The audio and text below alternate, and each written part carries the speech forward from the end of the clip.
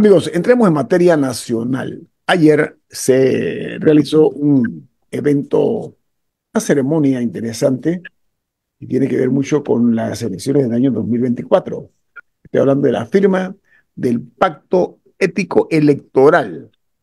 Cuando se habla de ética, en algunas ocasiones, eso suena como una palabra obscena para algunas personas que no creen en la ética como un elemento fundamental en nuestras vidas. ¿Qué es la ética? Bueno, la ética es lo que tiene que ver con la rectitud, que está conforme a la moral. Una persona que tenga moral, que tenga un conjunto de normas morales que rigen su conducta en cualquier ámbito de la vida, incluido el político. En este caso, la urgencia de recurrir a esto para evitar situaciones que nadie desea, por lo menos la mayoría no quiere, que la política, la campaña política se convierta en una lucha de perros y gatos. Y perdónenme el término, ¿no? Esta mañana para analizar esto, nada más y nada menos que tenemos a un ex magistrado del Tribunal Electoral. Estoy hablando del abogado Guillermo Márquez Amado. Buen día, ¿cómo está, ex magistrado? Muy buenos días y por conducto suyo a todos los oyentes de la emisora. Muchas gracias. Oiga, a ver, ¿qué es lo que preocupa? Tenemos oscuros episodios en nuestra historia que han provocado precisamente lo que ahora se llaman campañas sucias, las ofensas, los denuestos, la agresividad, el lenguaje descompuesto, torcido, etcétera, etcétera, etcétera, que utilizan algunos políticos para lograr sus propósitos poco encomiables, ¿no? De llegar al poder. En este caso, a mí me llama la atención que la firma la realizaron 5 candidatos. Voy a mencionarlos. Los que firmaron: Martín Torrijos, Rómulo Rux, Ricardo Lombana, Melitón Arrocha y Zulay Rodríguez. Asistieron también los candidatos a la vicepresidencia Camilo Alain y José Raúl Mulino. Están estos candidatos a vicepresidente porque no asistieron los que están a la cabeza de la nómina. Magistrado Márquez Amado, a ver, los golpes bajos en la política son parte aparentemente de la idiosincrasia, no en Panamá, sino en muchos países. ¿Cómo hacemos para evitar que se den este tipo de situaciones? ¿Un pacto ético electoral es suficiente? No es suficiente, pero ayuda mucho, Ajá. porque lleva a la ciudadanía a enfocar el problema, por una parte, y a concebir que no solamente la campaña política implica estar compitiendo, sino que deben plantearse cosas que tengan sentido, que tengan fondo, que tengan contenido. Y que no bastan durante la campaña política, porque somos muy dados a ellos, porque se nos calienta la sangre y en Panamá eso es particularmente frecuente. No basta estar señalando cuáles son las cosas malas, cuáles son las cosas, sino cuáles son las cosas inconvenientes y a veces hacerlo hasta con términos muy fuertes y que descalifican, hasta con insultos a veces. Eh, que no basta eso, sino que lo que debe hacerse es hacer propuestas que permitan superar los inconvenientes que enfrenta la sociedad. Esa es, y que el electorado atienda, ponga atención a esas propuestas y no tanto a las palabras que puedan estar diciéndose al margen de propuestas verdaderamente útiles para superar los problemas que tiene la sociedad. Doctor Noriega. Si esa convicción se la forma el ciudadano, entonces sí que con mucha probabilidad estaremos superando y estaremos llegando a un mejor terreno de elecciones. Maite Márquez Amado, quisiera, por un asunto de docencia ciudadana que hacemos mucho aquí en Omega Stereo, quisiera que nos explicara la diferencia entre campaña sucia y campaña negativa. En la campaña negativa Primero, vale la pena decir que la campaña negativa es lícita.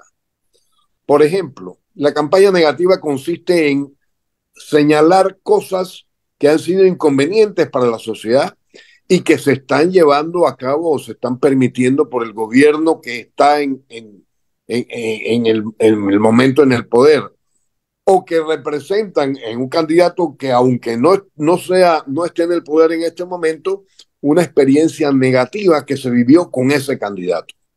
Eso es algo negativo que ocurrió, pero ocurrió. En la campaña sucia, a diferencia de la anterior, lo que se dice son cosas que no son verdades, que son mentiras, y además se dicen en forma ofensiva. Esa es la gran diferencia. En el primer caso, la verdad está presente, y en el segundo, la verdad o no está presente o es absolutamente incomprobable. A ver, magistrado Márquez, la pregunta es si se va a cumplir, esa es la gran interrogante. Pero, a ver, se sintió ayer en el ambiente un grado de pesimismo, incluso se habló de que este pacto ético electoral sea letra muerta. ¿Cuál es su interpretación de ese término, doctor Marcos Amago? Es que resulta que cuando las condiciones en un proceso electoral son dispares y la desigualdad está presente, pues la tendencia es a que la gente se salga de lo que debe ser la actividad normal, porque se siente resentida porque hay desigualdades. Voy a ponerlo ahora con ejemplos de esto que acabo de decir, en ejemplos concretos y prácticos. Si en una campaña política hay desigualdades evidentes y grandes además, pues la tendencia es a tratar de equiparar esas desigualdades con cosas que puedan, que permitan hacer ver como que esas desigualdades quedan superadas, y eso significa que el que está en contra o el que está sufriendo esas desigualdades diga cosas más fuertes, plantee una campaña más enérgica. Vamos a ver, en este momento, las grandes desigualdades que va a haber en esta campaña política y ya se han comenzado a dejar sentir, son están en el subsidio electoral, están en el uso de los recursos que el Estado ha puesto a disposición de los candidatos, y en muchos casos de los recursos que tienen los candidatos, o por lo menos algunos de ellos, cuya procedencia no conocemos muy bien, pero sabemos que están ahí y que utilizan para llevar a cabo sus campañas, incluso de una forma no deseada, que es a través del clientelismo, es decir, estar regalando cosas, estar eh, promoviendo rifas de casas, de motos, de carros, o estar regalando bicicletas. Vimos ayer un ejemplo. Eso no es lo que se desea. Lo que se desea es que los candidatos aporten soluciones, que propongan soluciones, que tengan contenido. Esas diferencias es fácil que un candidato que no tiene los mismos recursos recurra al insulto, recurra a la descalificación de quienes de quienes están utilizando esas desigualdades para beneficio propio. Ahí es donde tenemos que tener cuidado. Magistrado, pero la verdad sea dicha, en estas elecciones hay factores externos, exógenos, por ejemplo, los call centers se utilizan para propósitos malvados, ¿no? En ese sentido. ¿Cómo controlar los call centers? Comienzo por ahí. En el caso de los call centers, el Tribunal Electoral es el primer responsable en cuanto a tomar medidas, porque están a disposición del Estado la tecnología y la fuerza coercitiva necesaria para, si no eliminarlos, al menos combatirlos, sacarlos del aire, eh, hacer, hacer triangulaciones para saber de dónde salen las llamadas y poder y poder tomar medidas con respecto a esas personas. A propósito, ojalá el Tribunal Electoral tomara medidas de este tipo, porque si de alguna manera se, se logra hacer algún ejemplo de que, por ejemplo, se allane un centro donde haya call center, un centro donde haya ese tipo de actividad, se detenga a las personas, pues eso inmediatamente actúa como un disuasivo para que otros grupos no lo copien. Ojalá lo hicieran. Si esas cosas se hacen, va a ser mucho más difícil que esas prácticas las tenemos introducidas en nuestro medio. Y por otra parte, los call centers, los ciudadanos tenemos que estar muy prevenidos en contra de estas cosas, porque desde esos call centers se hacen llamadas dando a entender que están muy atentos a lo que es el ciudadano que recibe la llamada y que ese ciudadano que recibe la llamada puede ser objeto de represalias si no vota o no participa en los eventos que se quieren, o bien no va a tener oportunidades en un futuro gobierno, etcétera, porque los mecanismos son múltiples. En esas cosas los propios ciudadanos tenemos que estar muy prevenidos, sencillamente cerrar el teléfono cuando nos ocurra. Bueno, estamos... Magistrado, sin embargo, perdón, sin embargo, yo soy un usuario de redes sociales, particularmente YouTube, y las campañas en YouTube más duras son contra Ricardo Lombana y en segundo lugar Martín Torrijos. Entonces, no me da la impresión que sean los candidatos más débiles los que estén atacando a los más fuertes, sino que por el contrario, entre comillas, los más fuertes atacando a candidatos que son posibles amenazas a sus aspiraciones. Y el Tribunal Electoral no ha hecho nada. Esto lleva meses. Esto está por lo menos desde noviembre, están estos ataques. Oiga, magistrado, vamos, la respuesta después del cambio comercial. Tengo la obligación del cambio comercial. Le voy a pedir al doctor Noriega que le repregunte, porque me parece muy interesante que ya se den este tipo de situaciones anómalas, por supuesto. Así que viene más. Esto es En Perspectiva, un programa para la gente inteligente como usted. Pacto ético electoral, una gran iniciativa, difícil de materializarla, pero no imposible. Creo que es una cuestión de voluntad, es una cuestión de toma de decisiones. Pero antes de ir al cambio comercial, el doctor Noriega se refería a algo que suena hasta medio kafkiano, ¿no? Y lo digo ¿por qué? Porque aquí, en lugar del pájaro buscar la jaula busca el pájaro. ¿A qué me refiero? Que los candidatos que aparentemente tienen posibilidades, son atacados por los grandes candidatos y por los representantes de los partidos políticos tradicionales. Está hablando el doctor Noriega puntualmente de nombre. Doctor Noriega, reformule la pregunta, si es tan Sí, amable. gracias, don Guillermo. Magistrado, presentado el caso, yo soy un usuario de redes sociales, sobre todo la red YouTube, porque es una fuente de noticias y uno le puede dar seguimiento a muchos temas. Y en esa red social, por lo menos el mes de noviembre, hay una fuerte campaña contra el candidato presidencial Ricardo Lombana, y en segundo, y digamos que por cada 4 cuñas contra Lombana sale una cuña contra Martín Torrijos. Y en el medio sale la cuña del Tribunal Electoral de Ética Digital. O sea, y esto lleva meses, seguramente las campañas de estas dos personas ya le deben haber notificado al Tribunal Electoral, pero sin embargo, el tribunal que es capaz de pautar en esta red social es incapaz de monitorearla. Y me pregunto si así va a terminar el pacto ético que firmamos ayer. Bueno, esas son las cosas que desarticulan los buenos programas que se hayan tratado de montar en un proceso electoral como el que tenemos en estos momentos. Porque normas como las del pacto ético electoral son deseables que perduren durante todo el proceso electoral. Pero cuando con los actos de quien debe ser precisamente el árbitro del proceso eh, son contrarios a esos principios contenidos en el pacto ético electoral, pues precisamente lo que consiguen es que se desacredite ese árbitro y que cada quien se lance por su propia cuenta y de acuerdo con sus propias interpretaciones a reaccionar como le parezca, sin miramientos a límites de ninguna clase, porque ya ha visto que otros no los han cumplido. El Tribunal Electoral tiene el sagrado deber de evitar que estas cosas ocurran. Y él mismo, yo no comparto para nada esa contratación reiterada de publicidad de parte de las instituciones públicas como para hacer ver que ellas sí hacen cosas y que sí son muy bonitas.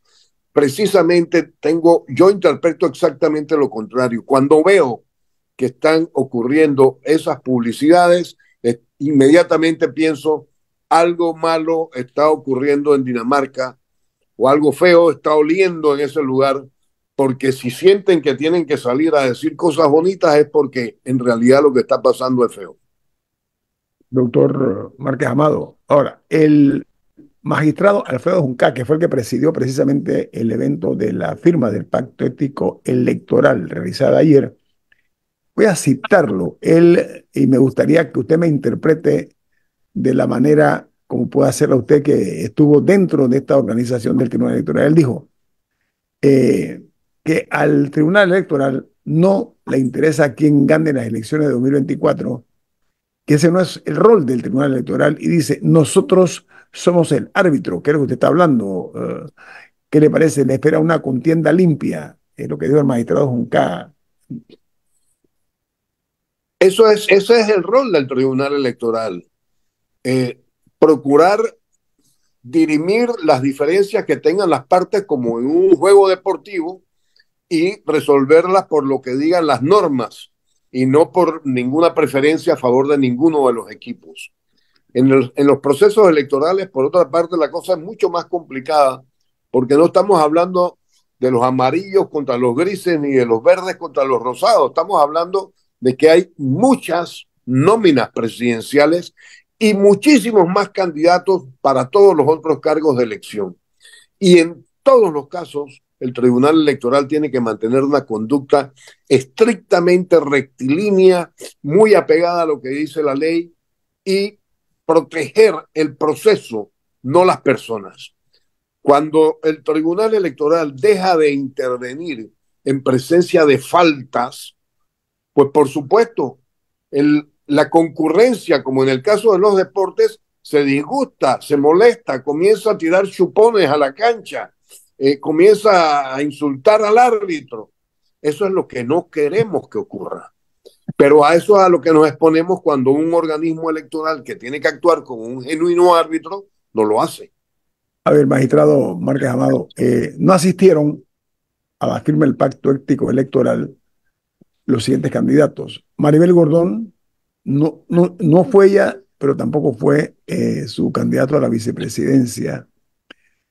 No fue o no asistió el señor José Gabriel Carrizo, fue a su candidato a la vicepresidencia, el doctor Camilo Alain, ni asistió tampoco Ricardo Martinelli. En su ausencia concurrió fue el señor abogado José Raúl Mulino.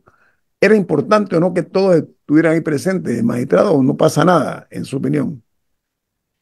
Era muy importante que todos estuvieran presentes porque proyectan inmediatamente la voluntad de que las cosas sean lo más ecuánimes, lo más balanceadas, lo más fluidas posible y con valores, con preceptos que todos van a respetar. Cuando las cabezas no están, se siente como que la tropa va a hacer lo que quiera. Y si la tropa puede hacer lo que quiera, entonces, en lugar de llegar a una especie de competencia civilizada, nos metemos en una guerra de sálvese quien pueda y de mata o muere.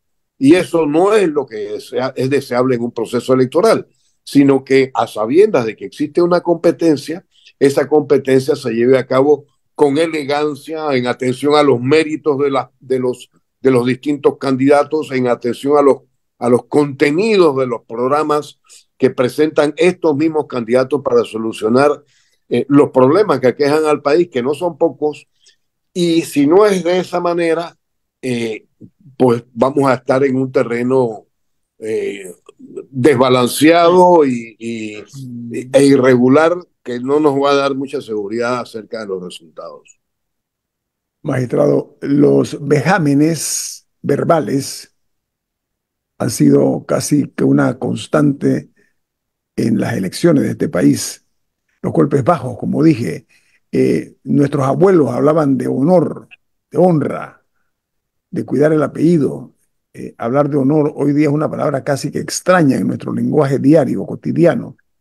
Pero a mí me preocupa mucho el hecho que aquí, con el ánimo de lograr descalificar a sus adversarios, se inmiscuyan en las campañas a los familiares, hablar de amantes, hablar de novias, hablar de situaciones en la familia de los candidatos, ojalá que no sea un factor, porque eso algunas personas lo toman como parte del folclore político, pero yo creo que eso va muchísimo más allá, magistrado Márquez. ¿Cómo se hace para que los inescrupulosos no caigan en ese tipo de situaciones o qué hacer o que se castigue? No sé, qué se puede hacer al respecto.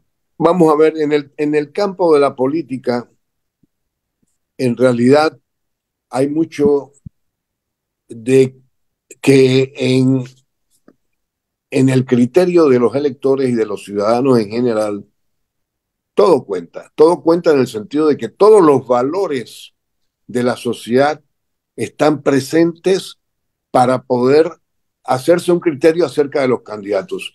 Si hay una sociedad que cree que es perfectamente válido que haya un varón pueda tener muchas mujeres, pues bueno, eso lo van a ver bien dentro de esa sociedad. Pero si en otra sociedad eso es recriminable, pues eso se va a ver mal dentro de esa sociedad. Y no es anómalo que en todas las sociedades estas cosas que son en contra de los valores de esa sociedad se expongan abiertamente, precisamente porque de esa manera se destaca que la persona que no está compartiendo esos valores con el resto de la sociedad, se quiere significar con eso que no es digna de estar actuando en representación o para beneficio de esa sociedad porque ella misma no comparte esos valores. Eso no lo vamos a poder evitar porque eso está en la naturaleza del ser humano, que es un ser social además. Doctor Noriega, bueno, yo pregunto si no llegó la hora de reinventar la forma de hacer política en Panamá, doctor Noriega, y por ahí me preguntas. Totalmente. Y yo creo que coincido con don Guillermo. En el fondo esto se trata de una, no lo quiero llamar combate, pero se trata de una disputa de valores. Cada candidato o cada plataforma política nos está presentando una propuesta de valor, una propuesta de hacer política. Y creo que hay que reinventar no solo la forma de hacer política, sino la forma de regularla, es decir, el propio Tribunal Electoral y la forma de participación ciudadana en la democracia. Porque participar cada 5 años es básicamente no participar. Y deberíamos tener algún tipo de espacio más regular anualmente o cada 6 meses o cada 2 años que nos convocara como ciudadanos y ciudadanas a participar más activamente en la política panameña. Ahora, Rubén, lo que tenemos que buscar es que no sea una campaña aburrida, porque eso en el pasado Panamá vivió cosas horribles, el robo de urnas, que eso era una práctica normal de cuando tú eras niño y yo también era niño y viví esas cosas horribles. Pero entonces ahora nos hemos ido a un extremo y entonces eso es peligroso. Yo creo que el aburrimiento no debe entrar nunca a una campaña política. La campaña política debe estar rodeada de una gran creatividad, de una publicidad ingeniosa, de una militancia firme y enamorada. La gente representa un partido y siente orgullo de pertenecer a ese partido. Y eso ha sido bonito en Panamá. Entonces debemos incentivar esas cosas, no tenerle miedo a la militancia. Yo puedo compartir plenamente eso que usted está diciendo. Sin embargo, no, hay que evitar caer en la injuria, en el denuesto, en el insulto, en la mentira, fácil, en una exageración de tal grado que ya comienza a ser mentira. Yo recuerdo muy bien la anécdota, por ejemplo, de Sir Winston Churchill una vez en el Parlamento allá en Inglaterra, que un senador le dijo, mire señor, señor Churchill, usted la verdad es que es tan desagradable que si yo fuera su esposa, yo le daría una pócima para que se la tomara. Y la respuesta de Winston Churchill fue, sí, y si yo fuera su esposa, y si usted fuera mi esposa, yo me tomo el veneno que usted me ha dado porque se quiere suicidar, pues. Pero dichas las cosas con esta altura, de manera que sea la inteligencia humana la que detecte en eso que se está diciendo el contenido y la fuerza que tiene, eso es lo interesante en una campaña política, en donde hay confrontación, sí, pero una confrontación con elegancia, con ideas, con altura. Y eso, naturalmente, que es perfectamente aceptable en una campaña política. Lo distinto es que se esté recurriendo al insulto y a la mentira, que es algo que sí le hace daño a la sociedad.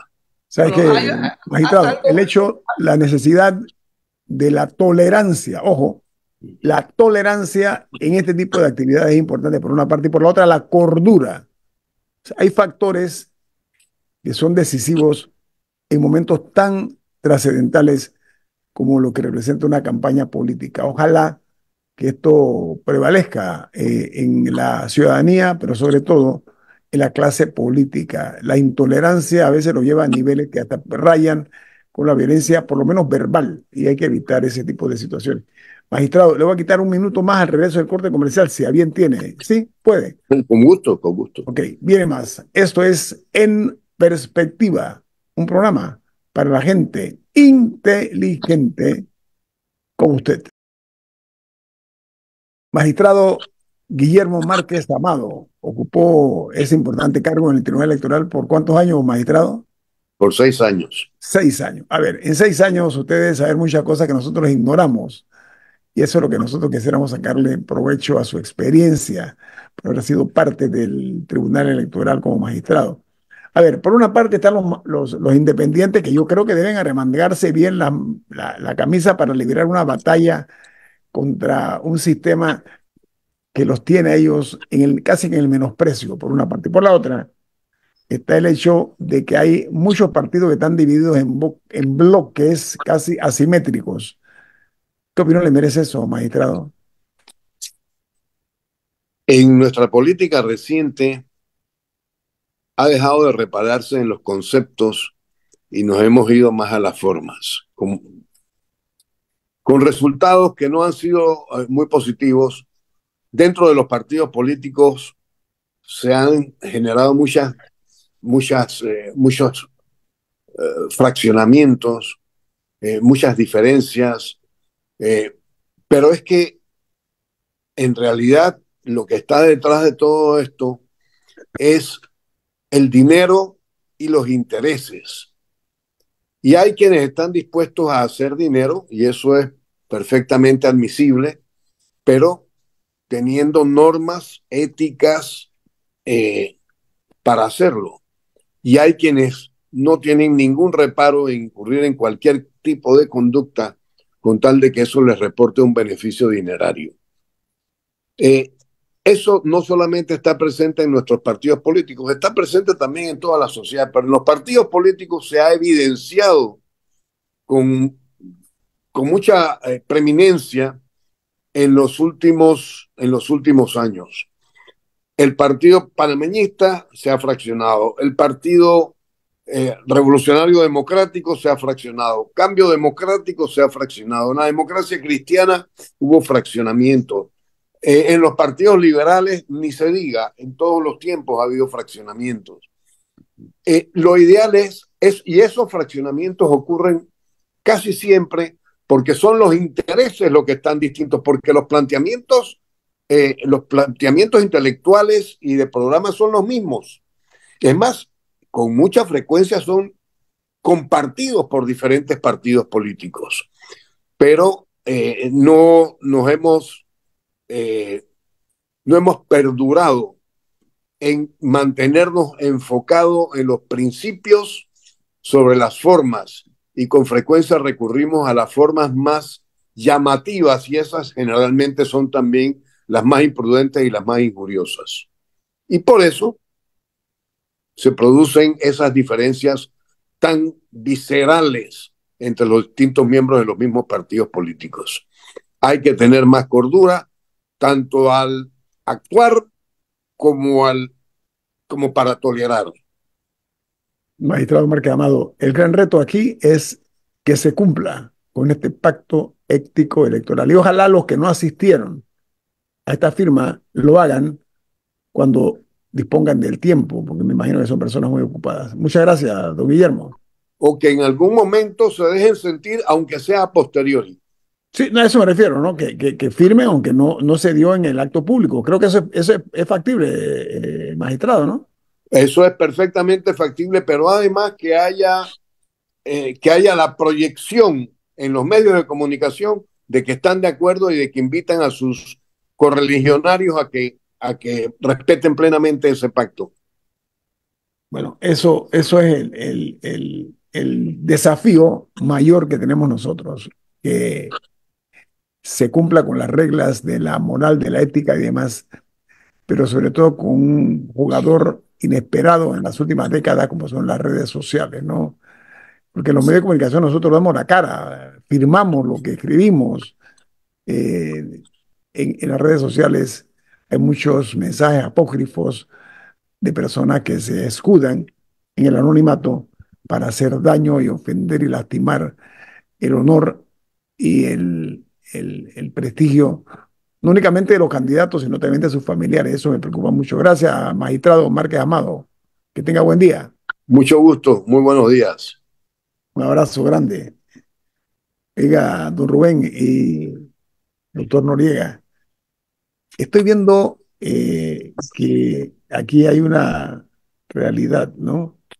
El clientelismo nos maltrata, doctor Noriega. ¿Cómo hacemos para poner un alto? Eso que ha ocurrido de la manera como la veda electoral se ha ignorado por parte de un diputado, manda una señal de un mal ejemplo que puede ser seguido por otro, doctor Noriega, ¿no? Por más de uno, porque este fue muy visible, pero en el interior se han dado reparticiones de bolsas de comida, materiales de construcción, etcétera, ¿no? Entonces, eso lamentablemente, como lo ha señalado Rubén, es un tema, digamos, un vestigio de la vieja política panameña, ¿no? Yo recuerdo una anécdota de Stanley Hecadon que me decía que por allá por los años 50, cuando venían las elecciones en que participaba Remón, bueno, estaba toda la gente conmovida pues por el tema de cuidar los votos, y una persona pues le saca una botella de whisky y le dice, no, los votos son estos, los votos son estos. Entonces llevaba las botellas pues para comprar votos y adormecer la conciencia de los votantes. Yo creo que tenemos que superar eso. Y tenemos que superarlo cambiando no solo la forma de hacer política, sino cambiando el estatuto orgánico del país, que es la Constitución. Porque la Constitución es sumamente permisiva. Sumamente permisiva omite hablar sobre el uso de fondos públicos por parte de funcionarios en ejercicio, omite normas de transparencia, y yo creo que es sumamente permisiva con la reelección a perpetuidad de muchos funcionarios. La reelección es el vicio, es el veneno de la democracia. Yo creo que países tan pequeños debemos copiarlo de Costa Rica, tratar de eliminar las castas, estas que se enquistan en las asambleas, en las alcaldías, en los representantes de corregimiento, y prohibir la reelección. Usted es un buen diputado, una buena diputada, y bueno, sigue con su carrera, busca ser alcalde, busca ser presidente de la República, busca ser representante de corregimiento, en fin, o busca regresar a la sociedad civil y retribuir a la sociedad de otra forma. Pero enquistarse en un cargo termina produciendo parasitismo, termina dando una lógica de que yo voy a hacer todo para mantenerme en el poder, punto. Y no me interesa para nada el servicio público, no me interesa para nada los intereses de los ciudadanos, y más en un sistema electoral como el panameño, que en el caso de los diputados y diputadas, los circuitos electorales no corresponden a ninguna realidad geográfica. Es una realidad, una decisión arbitraria, administrativamente arbitraria. Vamos a agarrar estos corregimientos y formamos este circuito, vamos a agarrar estos otros corregimientos. Entonces, panameño no es ni chicha ni limonada, como diría Jaime Porcel. No es ni chicha ni limonada. Entonces, yo creo que tenemos que hacer una reforma de la forma de hacer política y también de la propio estatuto constitucional panameño para permitir una política más orgánica, como señala Rubén Murgas, más creativa, más innovadora. Hay demasiado dinero en la política panameña. Yo leí hace algunos meses que las campañas, por ejemplo, la campaña para primer ministro de Alemania no costó ni $500,000. Y aquí $500,000 es lo que se gasta un representante de corregimiento en una campaña. Entonces, vamos, o sea, un diputado en Italia sale con $35,000, un diputado en Reino Unido sale con $15,000. Y hemos copiado los peores hábitos, por ejemplo, de las campañas en Estados Unidos, que esas sí son sin topes y sin límites y sin reglas. Y yo creo que tenemos que recuperar la organicidad de la democracia, pero también tenemos que poner nuevas reglas, tanto para los ciudadanos como para los políticos. Y eso solo ocurre cambiando la Constitución. También, doctor Noriega, hay que analizar muy bien lo timoratos que son algunos funcionarios que les corresponde precisamente que las reglas de juego se cumplan. Ese es parte del problema. O sea, le falta compromiso, le falta responsabilidad en el cargo que ostentan. A mí eso me preocupa mucho, la forma tan cómoda como algunos funcionarios miran para otro lado porque no quieren chocar con el poder político, doctor Noriega. Es una realidad, ¿no? Totalmente. Y yo siento que el Tribunal Electoral se mueve con una especie de hipopótamo, una selva tropical. Se mueve con lentitud, falta de gracia, falta de agilidad, simplemente buscando su propia preservación y a veces hace caso omiso a las necesidades y a los ritos de reclamo social, obviamente, si un diputado reparte 1.300 bicicletas, ahí hay una falta electoral seria, ¿no? Bueno, y también una de las cosas que debemos regular, que tenemos un distrito demasiado inmenso como el distrito de Panamá. Y no puede ser que nosotros tengamos una estructura como la del distrito de Panamá que representa a todo el resto del país comparando el presupuesto. Eso es totalmente injusto para la democracia panameña. La inequidad, Rubén, aquí prevalece la inequidad. Las asimetrías son cosas peligrosas. Eso es horrible. Tú no puedes comparar el distrito de Panamá con el de Capira. Claro. Y esas cosas nos tenemos que atrever a discutirlas y a hablarlas. Totalmente, totalmente. Yo pienso que el distrito de Panamá deberían ser 4 distritos separados, 4 distritos independientes. Eso hay que analizarlo con seriedad. Tenemos que irnos porque ahora viene Álvaro Alvarado con su programa Sin Rodeos.